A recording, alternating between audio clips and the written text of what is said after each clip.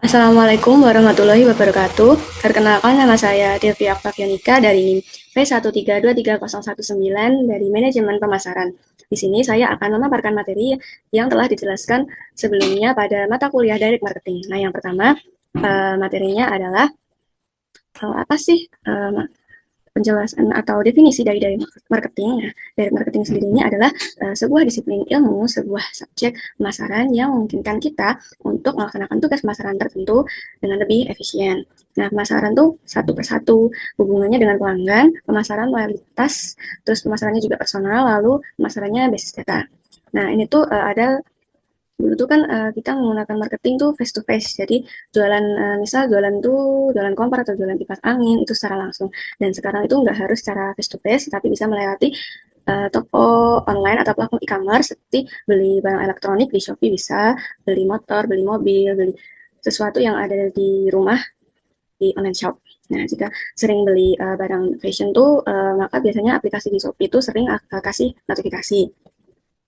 Nah, untuk contohnya itu bisa pakai direct marketing tuh yang pertama ada email marketing, lalu ada push notification itu. Nah, yang ketiga tuh ada WhatsApp. Nah, untuk yang pembahasan tadi pemasaran itu contohnya di Indomaret nawarin kayak membership berupa kartu akar pelanggan tuh terus menggunakan membership itu. Juga melalui aplikasinya di Alpha Gift atau apa itu guna mengetahui apa sih minat konsumen dalam berbelanja. Nah, selain itu, contoh pada website itu bisa menawarkannya berupa cookies. Biasanya teman-teman buka website terus ada tulisan kasih aset cookies, terus no aset. Nah, itu biasanya penggunaan cookies sendiri itu untuk menargetkan audiens yang pas. Nah, lalu untuk selanjutnya ini ada is this apa sih not an invasion of people privacy itu. Opt-in itu biasanya memberikan tawaran tentang info aplikasi berupa langganan atau tidak. Nah, kecocokan dari marketing itu ada win-win solution. Yang pertama itu aplikasi Shopee merekomendasikan promo yang diinginkan konsumen. Nah, lalu mengumpulkan data-data pelanggan. Yang pertama tahu apa yang diinginkan pelanggan, lalu yang kedua ada mengkomunikasikan solusinya itu efisiensi yang digunakan. Contohnya itu ada iklan baliho, terus ada billboard. Biasanya tuh iklan baliho sama billboard sendiri tuh buang-buang uang karena sudah memakai apa ya biaya yang besar, tapi untuk iklannya sendiri kurang memuaskan atau uh, kurang bisa memasarkan produk ini secara lancar. Nah, terus yang lainnya itu ada email. Nah, email itu bisa digunakan banyak hal tanpa memungut budget atau biaya yang besar. Nah, terus yang lainnya itu ada nomor WhatsApp. Itu tuh juga mendukung semua proses pemasaran juga. Terus ada istilah yang namanya RVM, metode segmentasi pelanggan. Nah, itu kayak cluster analisisnya itu individual, itu kayak berkelompok berdasarkan behavior atau perilaku. Nah, terus mengapa sih direct marketing ini bisa tumbuh? Yang pertama itu bisa dari choice atau pilihan, lalu more information available. Lalu ada greater pressure on a consumer budget. Nah, itu kayak lebih berhati-hati milih produk yang disarankan ke target. Terus marketer di information the driving force behind direct marketing itu marketers atau pasar ini harus punya database agar tidak kewalahan nantinya. Dan market research sendiri riset pasar untuk kebutuhan konsumen atau pelanggan.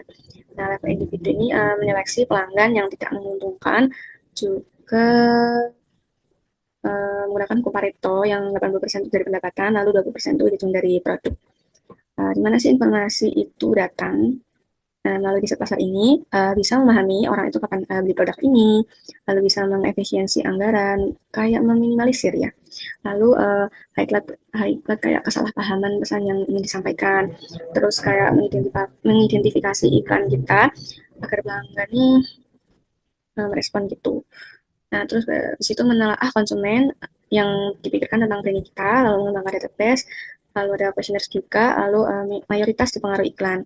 Terus database konsumen sendiri itu memiliki beberapa data konsumen yang berupa alamat pelanggan, email, dan detail telepon. Terus value dari pelanggan, nilainya itu kayak income-nya itu, kebutuhan produk, lalu mengidentifikasi pembuat keputusan dan pemegang budget atau keuangan ini. Terus secara pesan yang kita sampaikan, lalu hasil promo, terus lalu si attitude melalui questionnaire customer. Nah, yang selanjutnya ini ada nih kayak database database yang kita ambil tuh biasanya dari respon questionnaire, lalu kedua ada telemarketing, lalu yang ketiga ada external database. Uh, terus pengertian dari database sendiri itu inti dari komunikasi pemasaran. Nah, ini guna untuk membangun hubungan, mengembangkan hubungan ke dalam transaksi sales, lalu membangun hubungan loyalitas pelanggan, membangun kembali hubungan yang lama itu, dengan pelanggan lama. Lalu kalau banyak bersandar pada database itu harus akurat. Nah, untuk materi yang kedua dari marketing ini ada yang namanya customer profiling and segmentation. Nah, di sini tuh direct marketing bisa menjadi proses yang mahal, kan? Targetnya sesuai campaign. Nah, menargetkan audiens yang spesifik, terus menghindari buang-buang uang atau budget. Jadi pakainya broad scale advertising. Terus customer analysis sendiri ini dimulai dari analisis pelanggan terbaik. Itu tuh 80% dari pendapatan. Nah, terus dipastikan yang 20% ini pelanggan yang ada. Terus fungsi dari marketing sendiri ini kita harus bisa mengukur siapa sih 20% pelanggan yang beli. Dan marketing communication plan, rencana komunikasi masalah ini tanpa budget marketing tuh nggak bakal jalan. Nah, budgetnya sendiri ini bisa mengidentifikasi budget yang dikeluarkan dari profit atau keuntungan. Lalu yang kedua itu adalah forecasting dengan performa. Lalu dengan forecasting yang ada akan membantu strategi. Nah, the campaign planning proses ini. Itu yang pertama itu ada objektif spesifik, terus cukup kapan satu atau dua. Terus yang ketiga itu ada identifikasi siapa target audiens dan menemukan mereka. Nah, pendekatan komunikasi yang umum juga, lalu waktu yang tepat, terus produktif creative plan dari gambaran yang dilakukan, lalu membuat media, terus seperti TV, billboard, web, Google Ads, terus membuat material iklan, konten iklan. Nah, yang selanjutnya itu menyiapkan respon handle, terus kirim apa sih pesan direct marketing, terus mencatat merekam detail dan evaluasinya. Terus ini ada teknik namanya SMART yang berarti ada spesifik, measurable, achievable, terus ada time. Nah, pada specifying the objective ini mendorong pertanyaan dan dari prospek baru, terus mengonversi penanya, lalu membujuk pelanggan lama untuk beli lagi, menjual lebih banyak produk sama kepada pelanggan yang sudah ada pelanggan lama, juga upselling, jual kembali, terus menjual produk layanan tambahan kepada pelanggan yang sudah ada. Jadi penjualannya kayak silang, cross selling. Terus memastikan bahwa tujuan-tujuannya smart itu yang saya sebutkan tadi seperti spesifik itu jika tidak spesifik kita tetap tahu kapan kita telah mencapainya itu, terus terukur. Berarti kan measurable harus ada angkanya, kita tidak hanya kayak membutuhkan kuantitas tapi juga waktu untuk pencapaian. Lalu tadi dapat dicapai achievable itu harus masuk akal dan bisa diraih, sudah realistis. Dan yang terakhir itu timeline ke waktu. Nah, ini tanpa waktu yang terpasang, tak ada dasar untuk pengukuran. Terus yang kedua ini one step to one step proses ini cukup mudah dengan satu kali pengiriman surat atau email. Nah, yang untuk stage marketing itu memujuk pelanggan baru untuk menyetujui uji coba tanpa kewajiban. Nah, terus yang ketiga itu ada identify the target audience and where to find them. Itu dengan coba kita komunikasi di mana mereka, cara terbaik kita menemukan mereka. Nah, lalu untuk yang keempat ini, untuk yang tadi tuh kayak kita mungkin menemukan bisnis lain. Contohnya tuh kayak produsen perangkat lunak software yang seringkali menemukan prospek melalui iklan majalah komputasi atau situs web. Nah, yang keempat ini select atau memilih general communication approach. Sehingga ini melalui kalau dari buat scale media advertising itu yang pertama dari televisi, radio, yang kedua itu the website atau banner advertise, iklan banner gitu, terus national newspaper kayak koran majalah nasional gitu, terus yang keempat itu specialist publication, terus yang terakhir itu ada outdoor advertising, set aspect poster ya. Terus kalau buat yang target komunikasi sendiri tuh pakainya direct email, terus ada email, terus kayak telepon, terus ada personal visit juga sama pop-up notification. Ini tuh bisa jadi ada kombinasi dari komunikasi berskala luas dan konsumen yang ditargetkan. Lalu yang kelima ini ada decide decide on the best timing, dari keputusan yang terbaik, waktu yang terbaik. Itu kita harus melakukan waktu untuk menentukan waktu yang tepat. Jadi setiap prospeknya itu ketika kita mengetahui waktu yang tepat itu tuh mudah banget membuat pendapatan spesifik. Lalu dalam pemasaran B2B sendiri itu waktu yang sangat produktif adalah di akhir tahun biasanya. Nah, ketika tersedia anggaran untuk aktivitas diskresioner itu pengaturan waktu juga jadi penting sih di tingkat mikronya. Contohnya tuh jual makanan, kayak waktu yang tepat itu kapan. Terus yang keenam itu ada produce one outline creative plan. Nah, itu tuh setelah media dan waktu yang tepat, ya kita mengumpulkan informasi, terus memikirkan penawaran, dan persiapan untuk menulis naskah kepada tim kreatif dari luar. Terus yang book media itu bicara langsung dengan agensi atau pemilik media tentang bantuan atau saran. Terus ngumpulin kayak mailing list memberi pengarahan kepada pemasok eksternal. Lalu yang kedelapan ini kayak produce dan advertising material, jadi kayak memberi pengarahan kepada para pemasok kayak terkait desainnya, terus penulisan naskah jika relevan, terus karya seni, terus pemesanan persediaan tambahan, manajemen cetak, terus perakitan, terus ongkos kirimnya. Jadi kayak menawarkan pilihan kerja mereka, misal kayak kupon, amplop berbayar, terus nomor telepon dan dari fax mail, lewat email, terus rincian situs webnya. Terus yang 9 itu menyiapkan sih respon yang cepat gitu loh, kayak minta orang untuk mengirimkan lebih banyak informasinya itu, terus menghindari membuat orang kayak menunggu. Terus saat menghasilkan apa yang namanya prospek itu kayak ditindaklanjuti. Terus dari message itu kayak menjalankan iklan, terus mengirimkan pesan email, terus record detail for measurement and evaluation tuh kayak kampanye di masa depannya tuh lebih mudah, terus perencanaan, terus mungkin bisa berhasil. Terus rincian yang dicatat itu akan bervariasi sesuai dengan aktivitas. Yang terakhir itu ada equation or retention, jadi daripada mencari konsumen baru, nah lebih baik tuh menargetkan B2B karena jangkauannya tuh lebih luas. Nah, terus untuk materi yang pada yang ketiga ini tuh long term, jadi tuh kayak mengembangkan dan menjalin hubungan dengan customer atau pelanggan. Biasanya pengusaha set itu dari pendapatannya, terus lebih banyak dari pangan lama, lalu tidak hanya transaksi saja, tetapi dicari lifetime value dengan mengantisipasi kebutuhan dan keinginan. Jadi kayak ngasih solusi juga. Terus customer retention is the key, jadi kayak menjalin hubungan dengan baik, dan itu si LTV-nya bertambah, semakin tinggi juga probabilitasnya. Terus bisa mempengaruhi pengguna lain. Terus balik ke database juga, kayak butuh pendekatan yang berbeda-beda gitu loh, tergantung one and need-nya. Terus database itu juga memiliki data pelanggan yang membantu. Nah, bisa forecasting juga, terus bisa lihat peluang yang bisa dieksploitasi.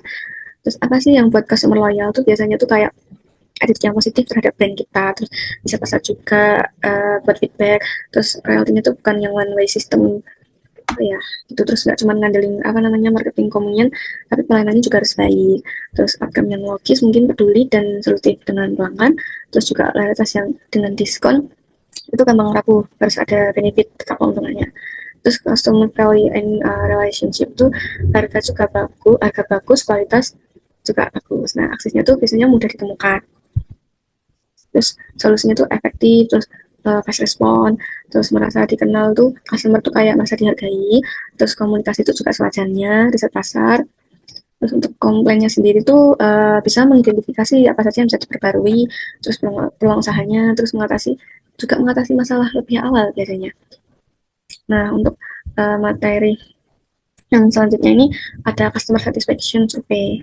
Nah, dari itu alasan mengapa sih ini bagus, karena keluhan dapat ditangani pada tingkat yang sangat jauh lebih mudah untuk menyelesaikan masalah kecil daripada masalah yang telah membusuk untuk waktu yang lama. Biasanya penggunaan komunikasi pesan dua arah ini memainkan peran penting dalam membangun dan mengukur pandangan pelanggan terhadap hubungan tersebut.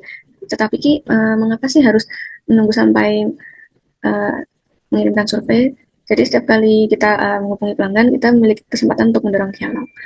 Terus yang selanjutnya adalah relationship marketing, pemasaran hubungan. Nah, tujuan pemasaran hubungan sendiri itu bukan hanya untuk membuat apa ya, pelanggan berpikir bahwa kita tuh adalah masuk yang baik. Nah, tujuan kita tuh adalah untuk membuat pelanggan kita menghargai hubungan kita dengan kita, sehingga mereka tuh tidak akan berkembang memasok dari yang lain. Jadi pemasaran hubungan itu menunjukkan bahwa semua titik kontak dengan pelanggan itu harus dikelola demi kepuasan pelanggan. Ini tuh berarti lebih menekankan pada pengelolaan jaringan pemasok yang berada pada pelanggan. Terus customer communication itu ada dua jenis yang luas. Yang pertama itu ada komunikasi yang layanan pelanggan atau komunikasi yang membangun hubungan misalnya. Yang kedua itu ada komunikasi yang berorientasi pada penjualan yang dirancang untuk menjual atau setidaknya mulai proses penjualan dengan menghasilkan prospek yang ada. Lalu tuh kadang-kadang untuk menggabungkan semua ini, jadi sehingga komunikasi layanan pelanggan tuh memberikan kesempatan kepada pelanggan untuk mengirimkan informasi penjualan, meskipun konten penjualan itu akan sosial. Nah, pesan penjualan itu termasuk konten layanan pelanggan juga. eh, mana sih memulihkan investasi kita dalam retensi pemasaran itu bisa melalui program retensi itu butuh biaya untuk mengembangkan pertahanannya. Nah, biasanya tuh ada 5 tahap utama. Yang pertama itu adalah klasifikasi pelanggan, yang kedua itu analisis segmen, yang ketiga itu streaming program, yang ketiga itu perencanaan komunikasi, yang kelima pengujian dan evaluasi. Terus klasifikasi pelanggan itu langkah pertama biasanya tuh menyegmentasikan pelanggan kita ke dalam beberapa kategori. Nah, yang pertama itu bisnis sama konsumen. Yang kedua itu nilai tinggi dan rendah. Yang ketiga itu persentase dan pengeluaran tahunan kita, mereka yang telah kita terima, pangsa pelanggan gitu. Terus yang keempat itu pembelian tunggal dan mirip produk. Untuk yang kelima itu banyak kinerja pembayaran. Terus yang keenam itu pelanggan yang sudah tidak aktif lagi itu dibagi menjadi beberapa kelompok. Terus yang terakhir itu ada harta benda. Misalnya ya untuk konsumen sendiri itu saya mungkin uh, kayak buat mobil dan barang lainnya tuh untuk bisnis jenis peralatan yang dipasang. Untuk segmen analisisnya tuh di sini tuh kita akan memperhatikan nilai potensial dari setiap jenis pelanggan. Jadi kita tuh harus mempertimbangkan yang namanya profil orang-orang di setiap segmen. Terus ada juga kebutuhan dan harapan pelanggan untuk melayani bisnis mereka. Terus ada potensi nilai seumur hidup. Terus tingkat pembelian ulang yang diharapkan, biaya akuisisi juga, sama periode pengembalian si modal potensial. Terus untuk streaming programnya tuh idenya tuh bisa memvariasikan tingkat investasi kita sesuai dengan analisis segmen yang dilakukan di atas. Terus juga bisa memvariasikan strategi kita, apa yang sesuai untuk apa sih. Biasanya untuk satu segmen mungkin sama sekali tidak sesuai untuk segmen lainnya. Terus communication planning itu biasanya tujuannya harus berupa komunikasi berkelanjutan. Jadi biasanya itu lewat tahapan kayak welcome, terus upsell, kayak menjual kembali, terus yang ketiga itu kayak cross sell, berjalan silang. Terus pencegahan konfirmasi, dan jika ini gagal mungkin bisa diaktifkan kembali. Terus kayak menguji terus sama mengevaluasi tuh. Terus biasanya itu ada 2 aturan umum untuk membangun realitas. Itu biasanya mengembangkan dialog sama jadi basis data itu bekerja untuk kita. Nah, yang mengembangkan dialog itu biasanya itu kuesioner itu dapat mengidentifikasi kebutuhan saat ini, terus kayak tingkat kepuasan terhadap produk layanan pengiriman. Sama ya program komunikasi reguler tuh kayak termasuk saat sambutan peran khusus kayak intensi gitu, bisa bangun hubungan yang baik sih sama pelanggan. Terus ada komunikasi yang dipersonalisasi itu sangat dihargai. Terus yang terakhir itu pengetahuan yang dibuat dari umpan balik biasanya itu dapat membantu kita dalam mengembangkan produk, terus pelayanan kita, acara, sama kesempatan yang dihargai sama pelanggan. Terus yang kedua yang dijadikan proses basis data itu yang pertama tuh basis data kita memungkinkan kita untuk mengirim komunikasi yang efektif, terus tepat waktu, sama sesuai. Misalnya itu yang kedua bisa melacak informasi terbaru, terus volume juga tetap masakan. Nah, terus bisa mengidentifikasi peluang yang cross selling tadi, penjualan silang itu, sama ningkatin penjualan, sama dan insentif masalah. Terus pemenuhan permintaan juga itu sama pemesanan yang tepat membangun kepercayaan sama pelanggan. Terus yang terakhir ada akses instan ke informasi pelanggan. Tuh. Nah, untuk apa namanya materi yang ke berapa ini yang keempat ya? Ya keempat. Nah, itu yang keempat itu kayak mengumpulkan informasi pelanggan. Itu apa sih yang dibutuhin ya? Biasanya dibutuhin tuh yang pertama itu kan nomor sendiri pelanggan, terus lifestyle datanya, data lifestyle sendiri. Terus yang ketiga tuh ada B2B information, business to business information. Penjelasan yang pertama customer tuh bisa mencakup nama, alamat, terus informasi transaksi, produk apa sih yang telah pelanggan beli, apa yang pelanggan tanyakan, terus apa yang ditawarkan kepada pelanggan di masa lalu, terus sudah berapa lama mereka jadi pelanggan. Itu biasanya semakin lama jadi memiliki pelanggan tuh semakin besar peluang untuk mempertahankan bisnis. Nah, jenis propertinya juga, terus komposisi rumah tangganya juga. Terus untuk data lifestyle sendiri tuh data psikografis tentang individu. Nah, itu biasanya tidak semua rumah tangga terwakili dalam berbagai database gaya hidup. Biasanya cuma beberapa, dan rincian produk yang disukai di berbagai bidang konsumen itu termasuk. Terus data lifestyle ini tuh berisi informasi mengenai kayak usianya konsumen berapa, pendapatannya berapa, terus pekerjaannya apa. Untuk yang ketiga, bisnis to bisnis B2B information itu bisnis tipenya mungkin berdasarkan kode industri ya. Jadi kayak waktu itu seringkali mengelompokkan bisnisnya tuh ke dalam jenis industri.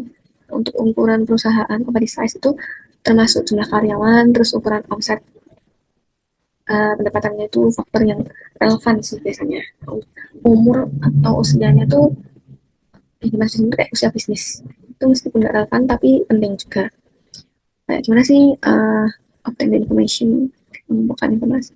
Kalau secara internal ya biasanya tuh kayak bertanya sama pelanggan melalui tenaga penjualan atau penelpon ataupun questionnaire kalau nggak punya basic data ya.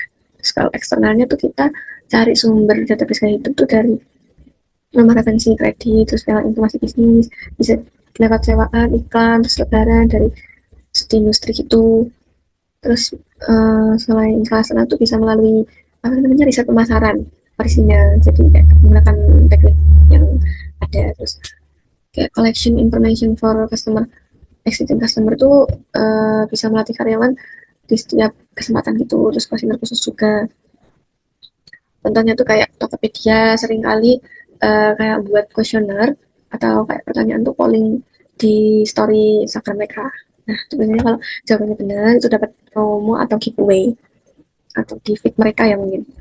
Nah, untuk designing all questionnaire tuh biasanya buatnya mudah sama kayak dengan memberikan waktu yang singkat saat mencetak kotak di pilihan questionnaire, terus buat pertanyaan yang relevan yang menggunakan pertanyaan kayak minatnya khusus konsumen gimana, terus menjelaskan manfaatnya sih apa sih, terus jangan membuat questionnaire itu terlalu mencolok kayak harus terlihat seperti dokumen penelitian. Jadi, kayak bukan promosi apa ya, kayak social selling bukan hard selling.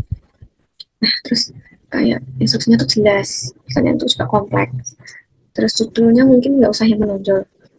Terus mengumpulkan informasi melalui riset eksternal.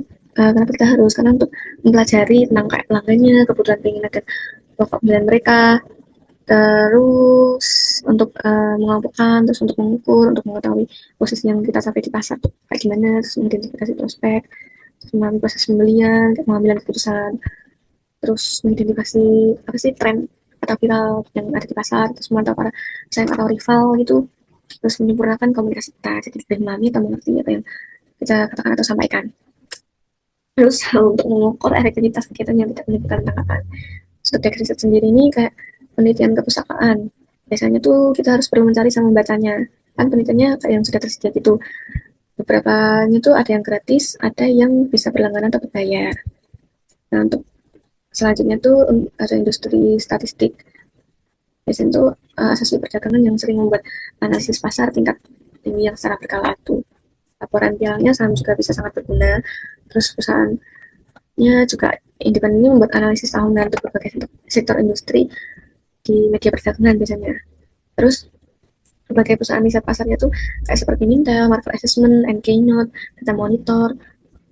Terus untuk domain data tuh selain data perusahaan dari dan sektor industri itu banyak informasi umum yang tersedia dari pemerintah biasanya. Nah, itu biasanya tuh harganya tuh terjangkau ataupun bisa gratis. Untuk kantor statistik nasional tuh kayak menerbitkan katalog dari semua publikasinya. Nah, ini tuh masuk ke yang pertama itu ada survei pengeluaran keluarga, lalu yang kedua tuh ada survei rumah tangga umum, lalu yang ketiga tuh ada survei pangan nasional. Untuk opening house record kayak rekaman perusahaan rumah tuh biasanya tuh sumbernya tuh yang bagus, tapi ceritanya tuh datanya sementara sederhana, terus nggak user friendly banget. Perusahaan komersial seperti dan spreadsheet, market location, serta apa ya satunya tuh perusahaannya itu kayak menawarkan data yang sama tapi formatnya tuh lebih disesuaikan gitu. Terus di mailing list tuh sektornya tuh ada sekitar 6.000 konsumen dan bisnis itu kayak untuk disewa di Inggris gitu. Terus dapat dipilih juga berdasarkan kode pos, jadi kita bisa memilih nama terus alamat lainnya pada yang kecil.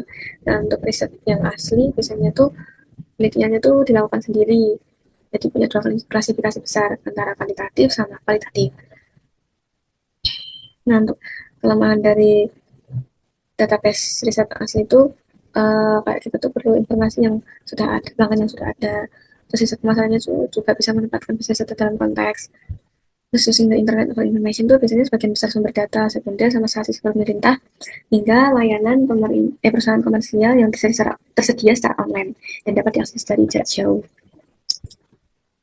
Nah, yang selanjutnya ini kayak bisnis online itu memiliki keuntungan nyata dalam mengumpulkan informasi karena penggunaan cookies tadi kayak perangkat yang bisa mengenali mesin browser, terus memungkinkan untuk melacak kemajuan pembeli melalui situs web yang saya sebutkan tadi di awal.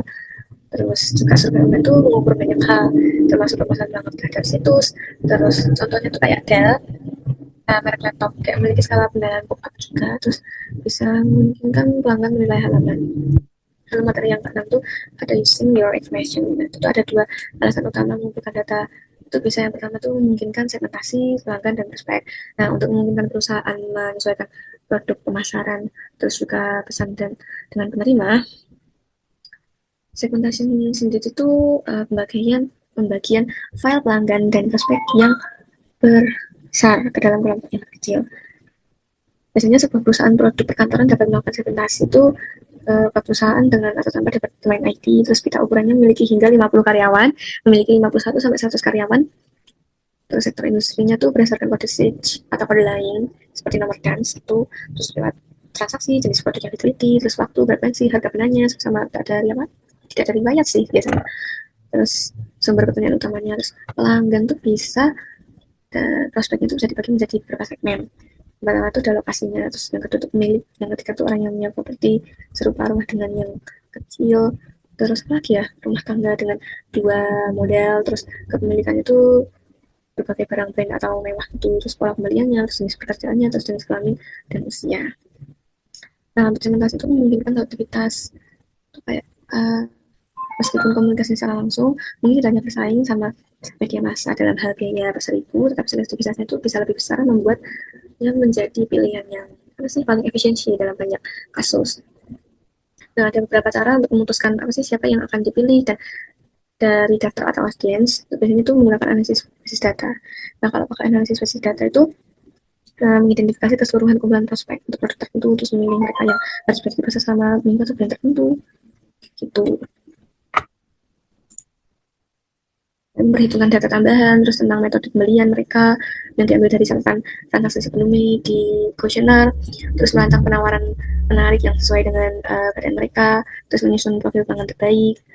Nah, melalui yang kedua itu ada pengujian. Nah, pengujian itu kayak melibatkan pengiriman email ke data eksternal dalam menjalankan iklan, terus responnya juga dapat diprofilkan.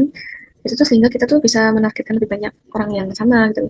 Jika waktu sama anggaran memungkinkan, mungkin cara itu lebih dapat diandalkan karena daripada membuat asumsi tentang siapa yang akan tertarik. Untuk profiling faktornya itu bisa profil bisnis. Profil bisnis itu biasanya berhubungan sama aturan perusahaan, jumlah karyawan, terus omset tahunan, terus lokasi, geografis, akhir tahun keuangan. Tuh, kalau profil konsumen tuh bisa berhubungan dengan komposisi rumah tangga, terus propertinya, sama mengisolasi faktor tersebut tuh bisa membantu dalam menargetkan segmen yang tepat. Jadi kayak mengurangi barisan atau biaya. Nah, untuk tipe dua jenis data tipe dan sumber data eksternal tuh ada dua jenis data bersifat eksternal. Yang luas tuh biasanya tuh data demografis kan, lalu yang kedua tuh data psikografis. Untuk tanggal realitas sendiri tuh adalah apa sih, kayak perangkat yang berguna membantu kita mengerti perbedaan antara sih berbagai jenis orang, terus membantu kita menghasilkan kayak apa sih komunikasi yang tepat. Terus tanggal realitas itu yang pertamanya ada kayak advokat, terus yang keduanya ada pelanggan, terus yang ketiga ini pertimbangan, yang keempat prospek, yang terakhir itu tersangka. Bisa dikategorikan sendiri. Nah, untuk menuju hasil akhir advokat itu biasanya penelitian tuh uh, apa ya, pergerakannya itu naik turun. Tenaga penjualan tuh dapat menggunakan tanggal loyalitas itu untuk membantu gimana sih mereka mengalokasikan waktu mereka, terus merancang strategi kontak yang tepat untuk masing-masing prospek. Terus use data menggunakan tanggal loyalitas itu kayak cukup tahu gitu loh tentang gimana sih marketing segmen yang relevan.